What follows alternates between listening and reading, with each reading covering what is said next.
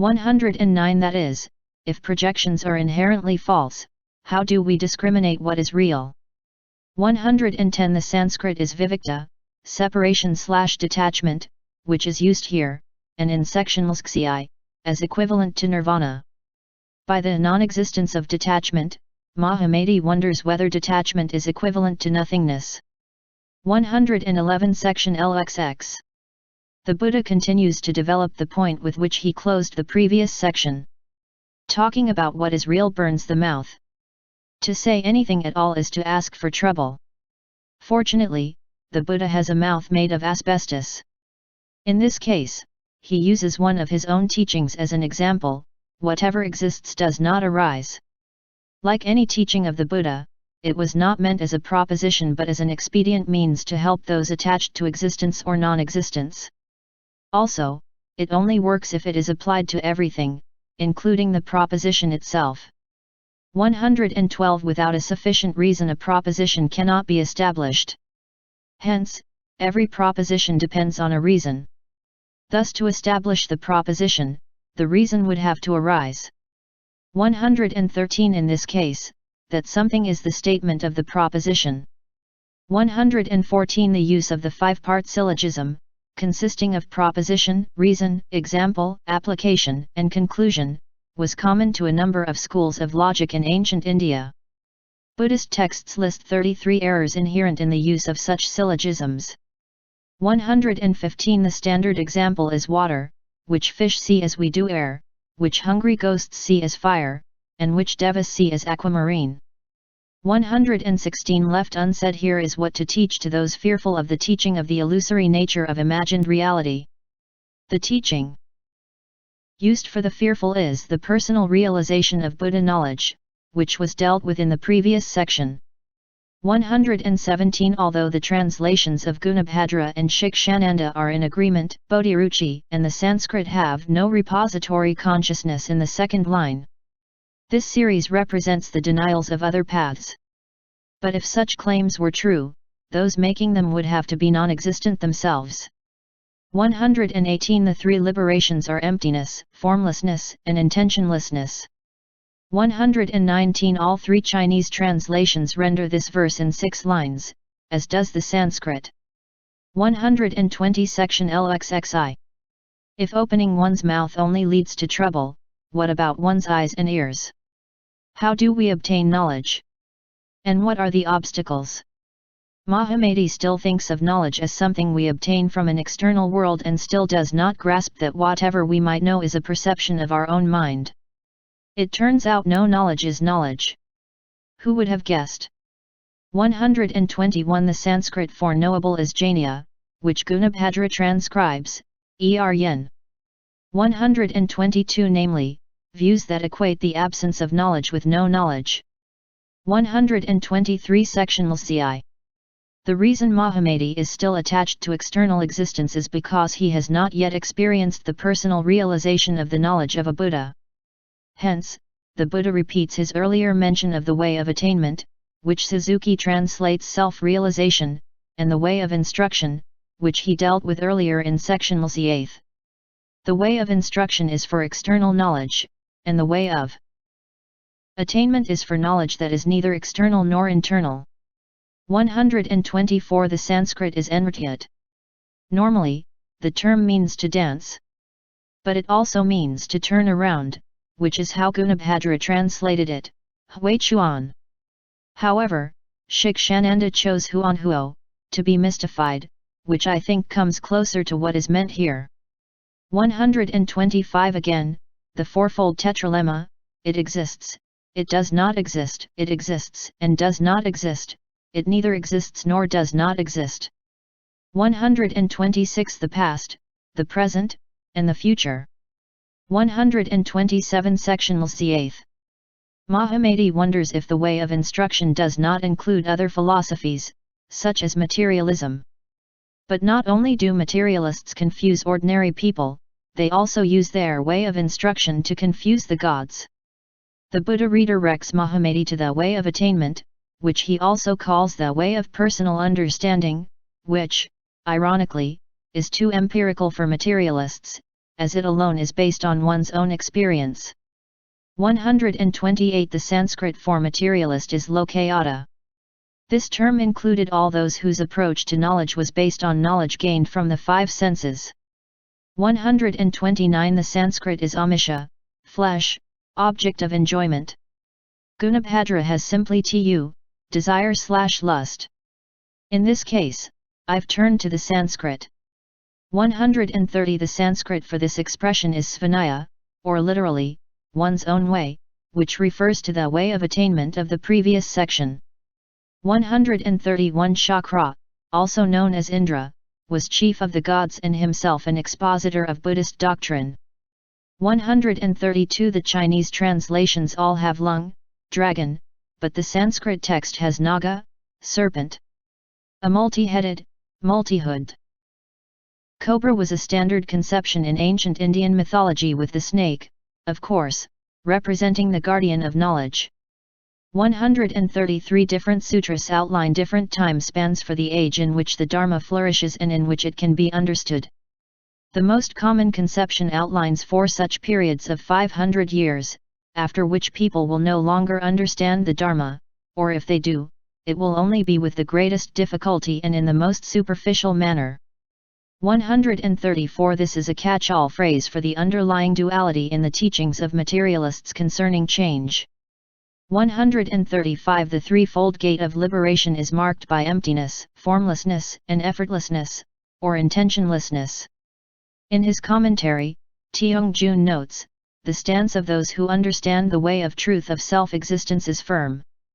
They teach materialism all day, yet it is not materialism. Meanwhile, the stance of those who don't understand is unstable. They teach what is not materialism all day, yet it turns out to be materialism. 136 Brahmins are the priests and chief functionaries of the various Hindu traditions. The name comes from Brahma, the creator of the universe. The text here presents this Brahmin as arrogant and disdainful, with no respect for the Buddha's teaching. Although a materialist Brahmin sounds like a contradiction, there were materialist sects among Hindus. 137 These three were considered asamskrita, uncreated, dharmas in the abhidharma of some sects, though not all included nirvana. If uncreated dharmas are like this, how much more so those that are created? 138 This refers to an existence between one life and the next. 139 These represent the views of the world American Samoa functioning either according to causes or not according to causes, in short, according to a deity. 140 This is a comment on the 3 uncreated dharmas, as mentioned in the previous paragraph. At the end of this paragraph, Bodhiruchi, Shikshananda, and the Sanskrit add, how much more so teachings about whether they are created or uncreated. 141 At this point the Sanskrit text inserts a paragraph about a conversation with the Serpent King of Chapter 1. 142 These 10 vows are listed in a note to section Lakshyath. 143 Bodhiruchi, Shikshananda, and the Sanskrit begin this series with another verse that clearly does not belong and must have come from somewhere else. Beings are attracted by training, meditation, / morality ends their evil deeds / wisdom their mistaken views / which lead to liberation. 144 Sections of the previous section talked about the cause of the world according to materialists. This section talks about liberation from the world, or nirvana. Nirvana was seen by Hinayana Buddhists as the final and complete annihilation of both body and mind, while Mahayana Buddhists see it as the final and complete transformation of the bifurcating/bifurcated mind. In addition to Buddhists, other paths had their own views of this form of ultimate liberation, and in this section the Buddha lists more than 20 of them. 145 This paragraph lists different versions of the view of nirvana held by most Hinayana Buddhists, namely, it is the end of something. 146 Bodhiruchi and Shikshananda add pu, not, here, for some, not seeing permanence and impermanence is nirvana, and this is supported by the Sanskrit. However, in support of Gunabhadra's version, Teong Jen notes that this was, in fact, the view of followers of the Rudra Shiva section 147 again. Gunabhadra omits pu, non-destruction, but it is present in Bodhiruchi and Shikshananda, who simply repeat their rendering of the previous view. 148 Purusha is viewed by many early Hindu sects as creating the world out of his body. 149 According to this view, which is interpreted differently by the different commentators, the tendencies, gunas, are permanent and combine to form objects of sensation, which are impermanent. 150 The last part of this sentence is also handled differently by Bodhiruchi. The end of affliction is due to wisdom, and Shikshananda, the end of affliction is not due to wisdom. 151 Brahma and Shiva are the standard examples of such a power. 152 As noted earlier, the three tendencies, gunas, of creation, stasis, and destruction were considered the forces or building blocks of reality by the Samkhyas. 153 According to the Samkhyas, the primordial darkness gives rise to awareness, which gives rise to the sense of self, which gives rise to the 5 subtle elements, which give rise to the 5 gross elements, which give rise to the 11 bases of sensation, which altogether is 25 realities. 154 According to the Vaisheshikas, the 6 included substance, dravya, tendency, guna, action, karma, sameness, samanya, difference, vishesha, and combination, samavaya. 155 For the last few lines, Bodhiruchi has, there are followers of still other paths who say distinguishing something that exists, or something that doesn't exist, or something that exists and does not exist is nirvana.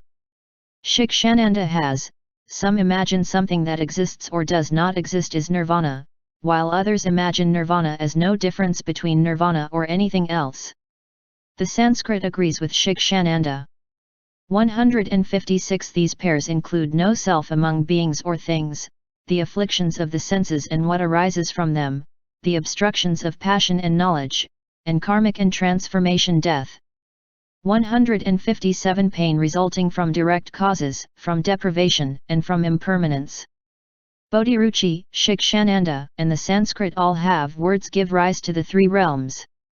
158 In this metaphor, the world is likened to the image and the mind to the mirror. To know which is to know the mind and the world. For the first line, Bodhiruchi, Shikshananda, and the Sanskrit have variations of who doesn't know what they perceive is only mind. Likewise, for the third line, they all have who knows it is only mind. The readings of lines 2 and 4 are the same in all versions. 159 Section LXXV. In the previous section, the Buddha moves away from the traditional view of nirvana as the end of something to the later view that it is marked by the presence of something, namely enlightenment. Hence, Mahamedi asks about enlightenment. But in defining enlightenment, the Buddha avoids any of the major dualities.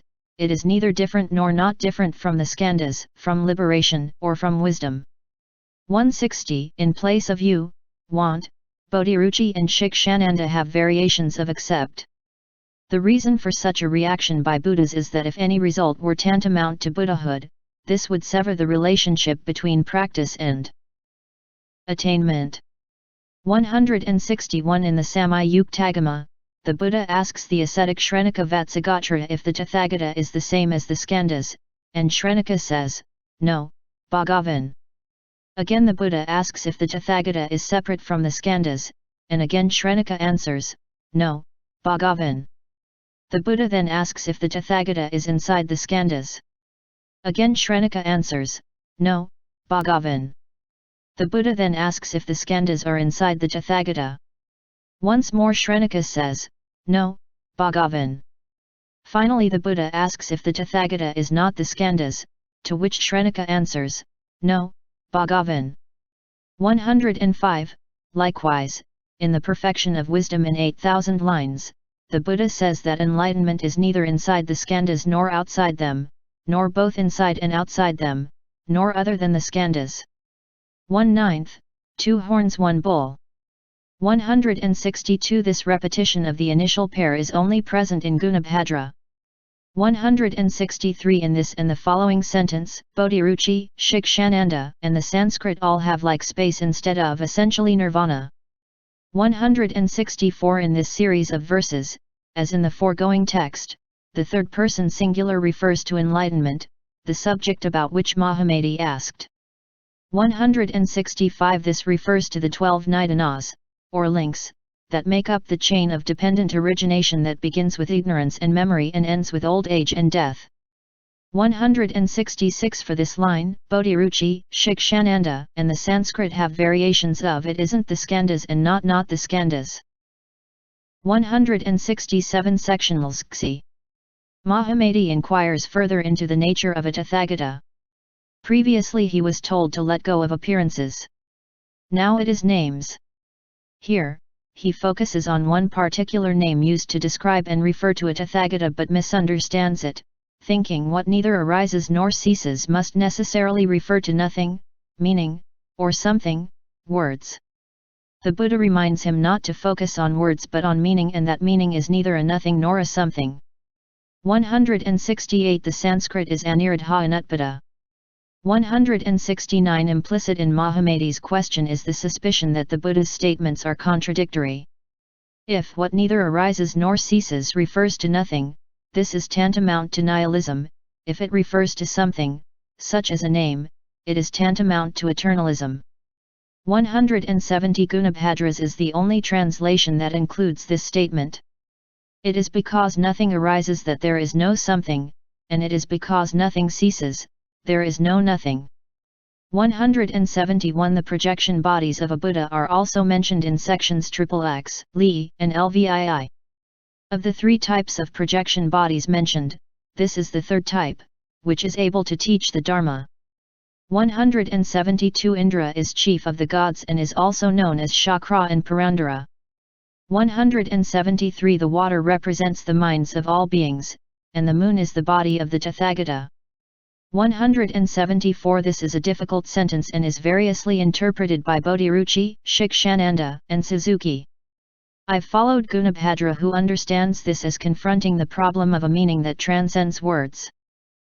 175 The reasoning here is that such beings are still dependent on the way of instruction and not yet ready for the way of attainment.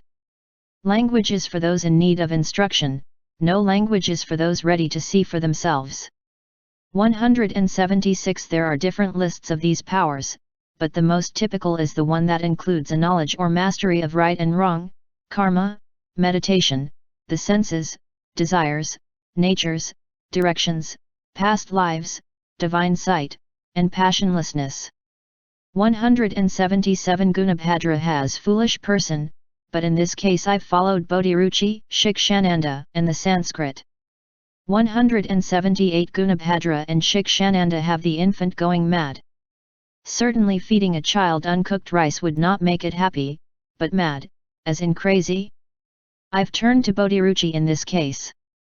179 Only Gunabhadra has this sentence. 180 Sectionals Xi. Mahamedi continues his inquiry and wonders if the Buddha's teaching of what neither arises nor ceases differs from that of other schools. The Buddha tells him that despite their usage of similar expressions, there is always something behind the words of other schools, while he uses this term because everything is illusory and neither arises nor ceases. What seems to arise or cease are nothing but the perceptions of one's own mind. 181 At the beginning of Chapter 1 and Chapter 2, Mahamedi also rises by the Buddha's power to ask his questions. It's been a while, but the sutra reminds us that it is really a dialogue engineered by the Buddha to question himself. Then, too, Mahamedi asks questions he might not normally ask and represents the views of others who might have such doubts in the future. 182 The causes are listed at the end of the next paragraph. 183 The Sanskrit is aprita samkunara. This is one of the two types of cessation recognized by the Sarvastivadins and one of the 6 uncreated dharmas of the Yogacarans. This refers to the cessation of whatever gives rise to suffering not as the result of analysis and understanding, but simply as the result of fortuitous circumstances. Hence, it is temporary. 184 Not mentioned here are time, direction, space, and Brahma. 185 This probably refers to a creator god, such as Brahma, who does not arise or change. Or it could refer to death. All three Chinese translations have byat, changing, here, instead of the usual myat, ceasing. 186 That is, they seem not to be false. 187 The Sanskrit is Avivikta darshana, which is similar to Avivikta drishti, both of which mean to not see clearly/distinctly. 188 Section Lskseath. This section denies doctrines of arising, establishes the truth of non-arising, and treats doctrines of other paths claiming non-arising and non-cessation as projections and as just more versions of arising. There is considerable variation among the translations for this section. As elsewhere, I've followed Gunabhadra, unless otherwise noted. 189 For this line, Bodhiruchi, Shikshananda, and the Sanskrit have I teach the truth of no cause, Abhetaveda. 190 I've followed Bodhiruchi, Shikshananda, and the Sanskrit for this line, which is not clear in Gunabhadra. 191 This verse is rendered in 6 lines by all versions. 192 Another verse rendered by all versions in 6 lines. Only Gunabhadra has Chijan, bright light. 193 Bodhiruchi omits most of this. Shikshananda has this verse in 4 lines. Gunabhadra renders it in 6 lines, which I've summarized in 4. 194 Non-arising, the forbearance of non-arising, is associated with the 8th stage of the Bodhisattva path. Hence, Bodhisattvas of the first 7 stages do not understand this teaching. 195 Gunabhadra omits the last line. I've followed Bodhiruchi, Shikshananda, and the Sanskrit in including it. 196 3 of this verse is 4 lines and the first 2 lines of the next verse are missing in Gunabhadra. I've followed Shikshananda. 197 Imagined, Parakalpita, and dependent, Paratantra. Reality. 198 The Sanskrit is Paravarti Ashraya, overturning the basis, transforming the foundation. 199 For the last 2 lines, Bodhiruchi, Shikshananda, and the Sanskrit all have variations of except when things combine / something is seen arising or ceasing. 200 The lamp, for example. 201 For the last line, Bodhiruchi has which isn't known to fools, while Shikshananda and the Sanskrit have which is what fools perceive. 202 The forbearance of the non-arising of all things is attained at the 8th stage of the Bodhisattva path. The Sanskrit is Anutpadakadharmake Shanti. 203 For the 3rd line, Gunabhadra has everything free from chains. But no other edition agrees. 204 From a bow drill comes fire, from clay comes a pot, from a wheel comes a cart, from seeds come plants. 205 For the last line, Bodhiruchi and Shikshananda have, and thus negate the teaching. 206 These refer to the 4 elements of earth, water, fire, and wind. 207 For this last line, Bodhiruchi, Shikshananda, and the Sanskrit have, the auspicious 8-fold noble path. The Buddha's meaning here is that while afflictions and understandings might differ, what appear as different teachings are not different teachings. If they were different, they would not be Mahayana teachings. 208 Section 6. The recognition of impermanence underlies the Buddha's teaching. But the Buddha was not alone in such recognition. Other schools also taught impermanence. This section presents an admittedly convoluted review of their views and notes their inherent flaws and concludes with the Buddha's teaching. Some of the views criticized involve differences as to how the material world and the elements of which it is composed are understood, others differ as to whether impermanence is some kind of independent entity.